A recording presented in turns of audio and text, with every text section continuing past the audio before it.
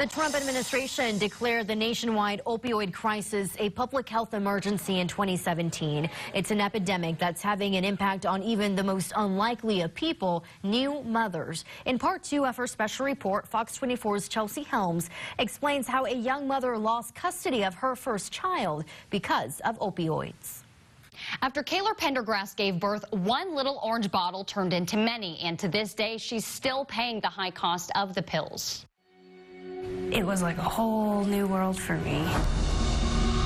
The pills became more important to me than, I guess, her. You just bring a baby home from the hospital, you got this new little bundle of joy, and then like this little bitty orange bottle comes in and trashes everything. Percocet, prescribed to Kahler Pendergrass after she had a C-section. She was just shy of 18. They ended up giving me a prescription for 40 Percocet, I remember vividly.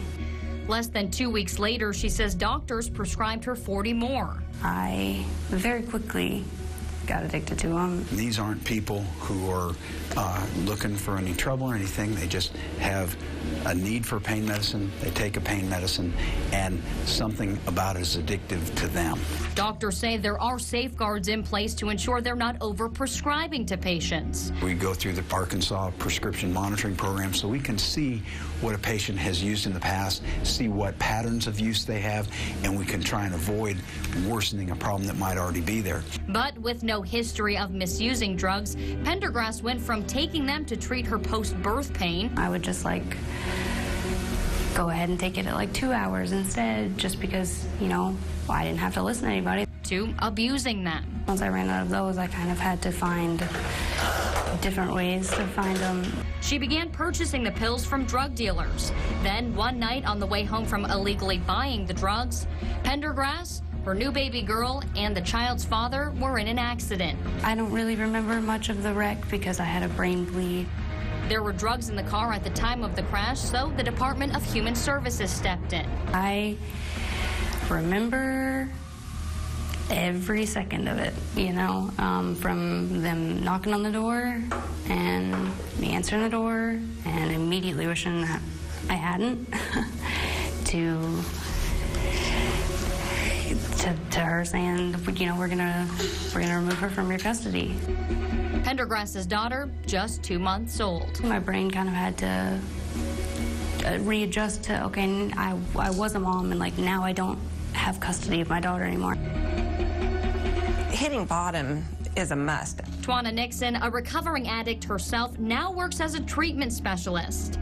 She says people like Pendergrass often let the euphoric feeling of being high rationalize their use of pills. When that opioid attaches to that opioid receptor, it releases the endorphins in the brain, and the endorphins are the feel-good transmitters. She says it's what keeps people addicted. That's what they keep going back to, and the brain gets accustomed to that, and you know, and then they just, you know, they get set on just having one more fix.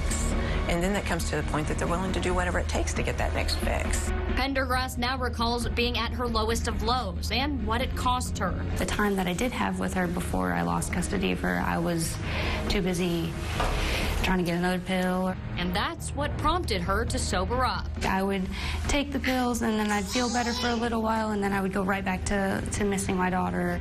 No longer letting the contents of that little orange bottle consume her. I knew that like the pills were just the whole reason of like why I was even missing her, and it was just kind of like one big vicious cycle, and so I was like, it's got to stop somewhere. 3 years later, Pendergrass says she remains sober, but still doesn't have custody of her first child. She has since given birth to a second baby. Pendergrass says her doctor prescribed her Percocet again, even though she was once addicted to it, but she chose not to take it. If you or anyone you know is struggling from opioid addiction, visit nwahomepage.com for our web exclusive on local resources available for you.